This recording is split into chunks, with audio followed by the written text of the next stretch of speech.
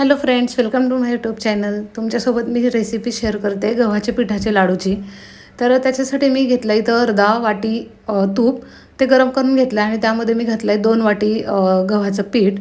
तर 2 वाटी गव्हाचं पीठसाठी अर्धा वाटी तूप हे बरोबर होतं. त्यामध्ये आपल्याला छान हे पीठ भाजून घ्यायचं आहे, खरपूस एकदम भाजून घ्यायचं आहे कमी गॅसवर. तर तुम्ही बघू शकता पिठाचा कलर चेंज झाला आहे आणि असा चेंज झाल्यावरच आपल्याला ते लाडू बनवायचे, कारण चवीमध्ये खूप फरक पडतो. कच्चं ठेवायचं नाही आहे पीठ. तर त्याला तूप सुटतं नंतर, त्याच्यावरून समजतं आपल्याला की आपलं भाजून झालेलं आहे पीठ. तर हे बघा तूप सुटलेलं आहे आणि आता भाजून झालेलं आहे. तर 2 वाटी गव्हाच्या पीठसाठी मी तर 1 वाटी आपली पिठी साखर घेतलेली आहे आणि त्यामध्ये छान अशी मिक्स करून घेतली आहे आणि त्याचे मग नंतर मिक्स केल्यानंतर छान असे लाडू बांधून घेतले.